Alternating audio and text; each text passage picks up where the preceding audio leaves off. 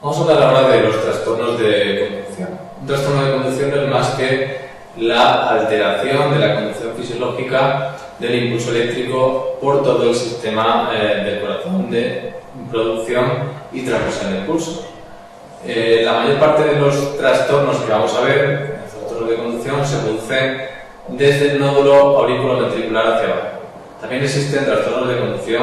del nódulo sinusal hacia las aurículas, pero creo que en este momento es más importante revisar el resto. Para revisar estos trastornos de conducción, lo primero que vamos a hacer es recordar con la figura que veis en pantalla las vías de conducción desde el nódulo auriculoventricular hacia los ventrículos. Recordad que la rama derecha de la de His es una única rama, por lo tanto el ventrículo derecho se despolariza mediante la transmisión a través de la rama derecha, mientras que la rama izquierda del haz de His se divide en una porción antero superior y una porción posterior inferior. Esto va a tener importancia porque existen bloqueos de alguna de las ramas únicamente. Vamos a tener bloqueos superiores, anteriores superiores o bloqueos posteriores inferiores. Además existe una pequeña rama, es la rama septal, digamos, es una especie de rama independiente y que es la responsable de que el tabique interventricular sea, como hemos comentado previamente, la parte inicial que se despolariza de manera fisiológica. Recordad esa figura que veíamos antes, la figura en la que se muestra que la primera porción de despolarización es la del septo medio, posteriormente se despolarizan todos los ventrículos y finalmente la última porción de despolarización es la de la parte basal del septo. Si recordamos estas tres fases de despolarización, va a ser muy sencillo diferenciar los patrones de repolarización en los distintos bloqueos o trastornos de la conducción. El primer trastorno de la conducción que vamos a revisar es el bloqueo completo de la rama derecha. Si la conducción por la rama derecha se altera, se interrumpe, digamos que todo lo que se despolarizaba a la vez que el ventrículo izquierdo, toda esa despolarización conjunta de la masa ventricular se va a perder. Ahora se despolarizará primero el ventrículo izquierdo y la despolarización del ventrículo derecho dejará de estar enterrada por esa despolarización masiva de la masa ventricular izquierda. Por eso, inicialmente vamos a tener una pequeña R en V1, que es el vector septal que no se pierde, seguida de una S, que sería la despolarización del ventrículo izquierdo, y el dato más característico es la porción final del QRS, que ahora se hace positiva en V1,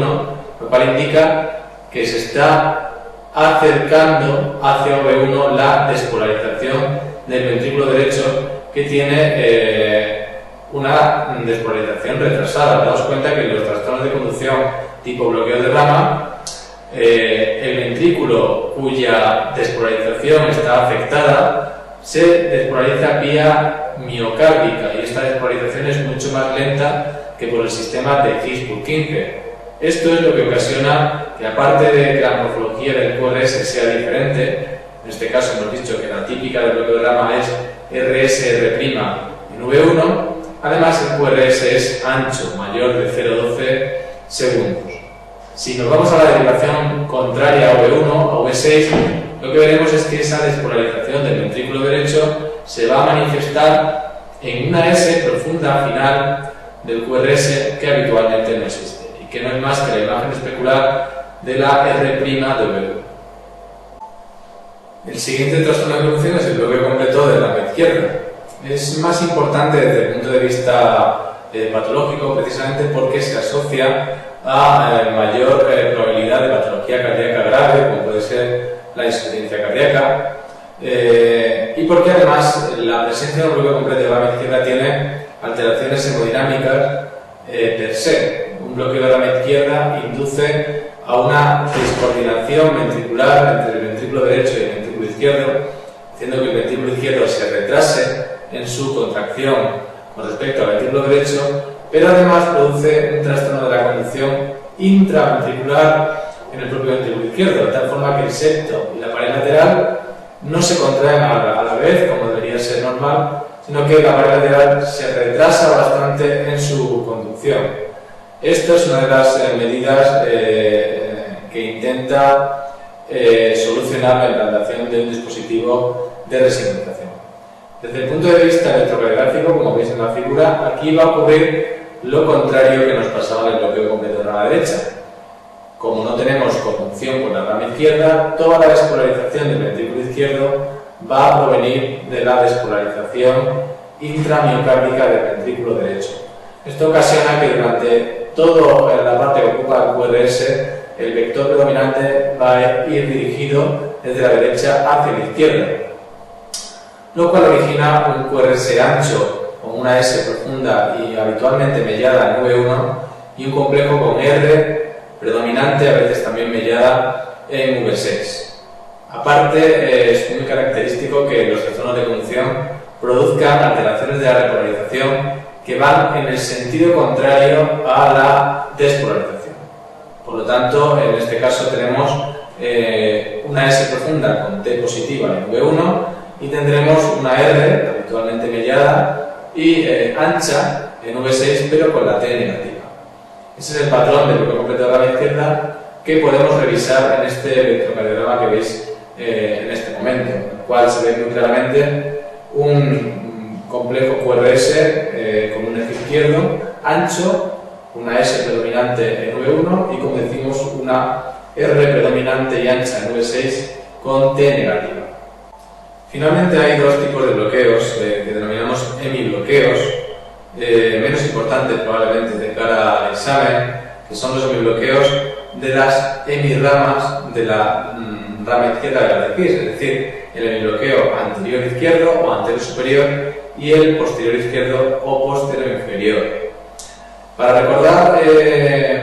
este tipo de hemibloqueos, yo creo que lo que hay que tener en la cabeza es que no se van a manifestar como una anchura, como un aumento en la anchura del QRS,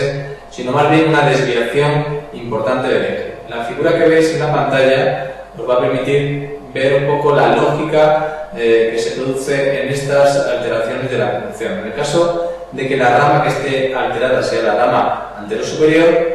lo que va a ocurrir es que toda la despolarización del ventrículo izquierdo va a venir de abajo hacia arriba y por lo tanto el eje se hace muy izquierdo. Como no hemos entrado mucho en el cálculo del eje, basta recordar que el hemibloqueo anterior izquierdo se manifiesta como un QRS muy positivo en AVL, algo que no es normal, que el QRS de mayor amplitud esté en AVL, con morfología de QR y por lo tanto una desviación del eje a la izquierda. Sin embargo, en el caso de que nos encontremos en un hemibloqueo posterior inferior, lo que va a ocurrir es que el vector de despolarización va a ir de arriba a abajo y por lo tanto el eje es totalmente contrario, se encuentra la situación totalmente opuesta. Un QRS que es predominantemente positivo en 3, digamos que es la dirección en la que más positivo va a ser el QRS, algo que tampoco es normal, por lo tanto está desviado hacia la derecha, y con un patrón de QR alta precisamente en esta dirección, en 3.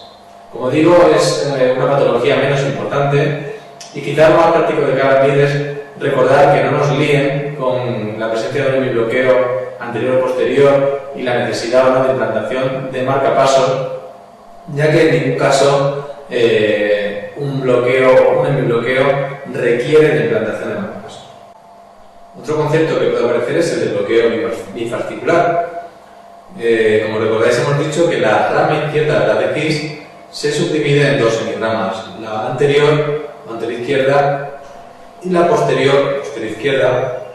posterior inferior. Y por lo tanto consideramos que la rama izquierda tiene dos hemirramas y ya de por sí un bloqueo de la rama izquierda podría ser considerado como un bloqueo bifascicular. Sin embargo, la mayor parte de las veces en la práctica clínica, cuando hablamos de bloqueo bifascicular, nos estamos refiriendo a un bloqueo que combina un bloqueo de rama derecha con algún bloqueo de otra de las hemirramas de la rama izquierda de la raíz. Lo más frecuente es la combinación del bloqueo completo de la rama derecha con el hemibloqueo anterior izquierdo, tal y como vemos en el electro que aparece en pantalla. ¿Cómo se distinguiría esto en un electro? Pues como veis aquí, el patrón RSR' en V1, pero además con un eje predominantemente izquierdo, como hemos dicho, con el QRS de mayor amplitud en AVL, la derivación frontal. De nuevo, desde el punto de vista práctico, recordad que un bloqueo bifarticular no tiene indicación de implantación de marcapasos, salvo en una situación, que es que el paciente tenga clínica, por ejemplo, síncopes, y se haya descartado cualquier otra patología que pueda inducirlos.